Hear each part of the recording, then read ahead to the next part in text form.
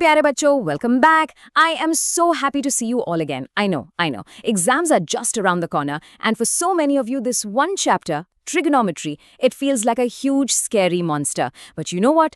Don't you worry. Today, we're gonna crack the code on this chapter together. And I promise, by the end of this little explainer, you are going to feel so much more confident.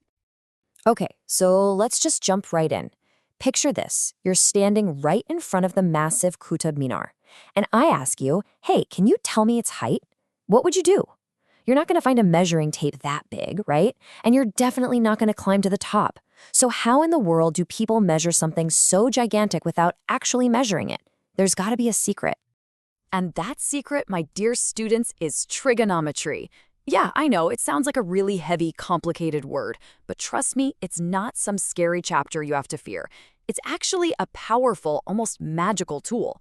This is the stuff that engineers use to build huge bridges and astronomers use to figure out the distance to stars and planets. How cool is that? So what is this magic, really? Let's break it down and find out. It's actually super simple. The word itself tells you the whole story. It comes from some old Greek words: tri, which means three, gon, which means sides, and metron, which means measure. So trigonometry is literally just the measure of three sides. It's all about studying the relationship between the sides and the angles of a triangle. That's it, no big deal. Now, in this whole world of trigonometry, there is one hero, one main character who is always at the center of the story. And for this chapter, this hero is going to become your new best friend. So let me introduce you to the right-angled triangle. Just look at this simple fellow. It's just a triangle that has one angle of exactly 90 degrees. Now, in trigonometry, we always focus on one of the other two angles, the acute angles at a time. So for our lesson today, let's put all our attention right here, on angle A. So, every right triangle has three sides with special names. First up, meet the boss, the hypotenuse. It's the longest side, and it's super easy to find because it's always right opposite the 90-degree angle. He's the king of the triangle, you can't miss him. Next up, since we're focusing on angle A, the side that is directly facing it, straight across the triangle, we call that the opposite side.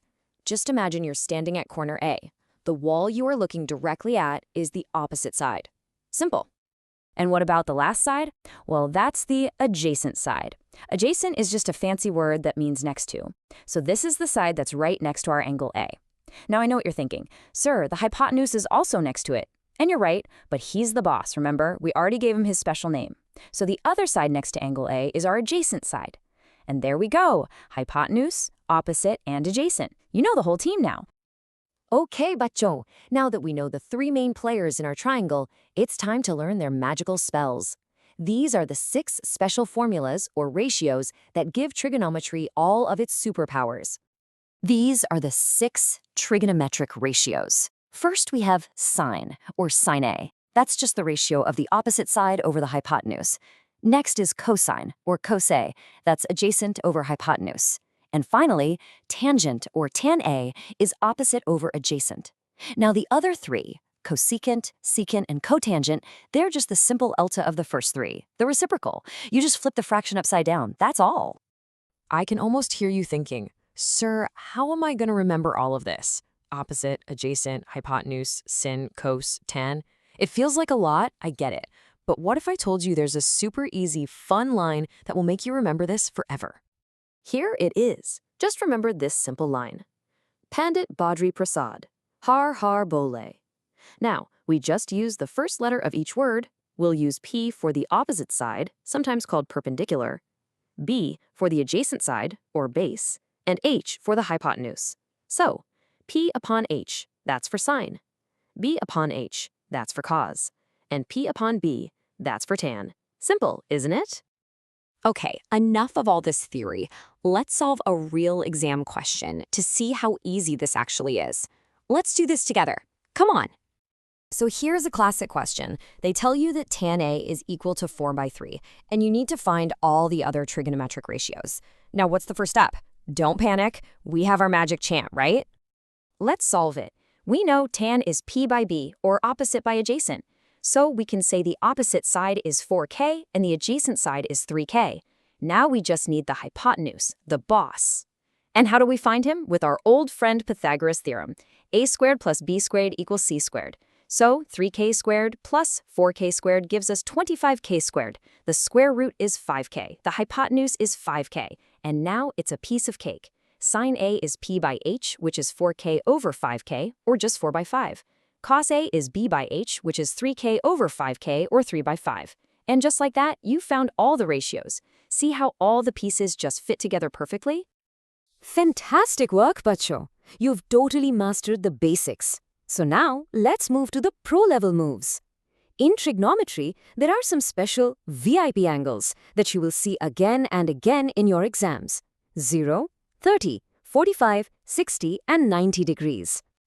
Now, I am sure you have all seen those viral YouTube shorts or Instagram reels, the one with the hand trick to remember all the values of sin and cos. You might think it's just for fun, but guess what? It actually works. It's a fantastic little trick to remember all these important values. And here they are, the VIP values. You must learn this table. But don't just memorize it blindly. Look for the patterns. As the angle gets bigger, from 0 to 90 degrees, notice how the value of sine goes up steadily, from 0 all the way to 1.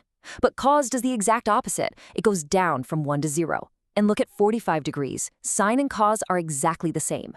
Spotting these patterns makes remembering the whole table so much easier. Okay, my champions, we are at the final stage, the ultimate level. We're now going to talk about something called trigonometric identities.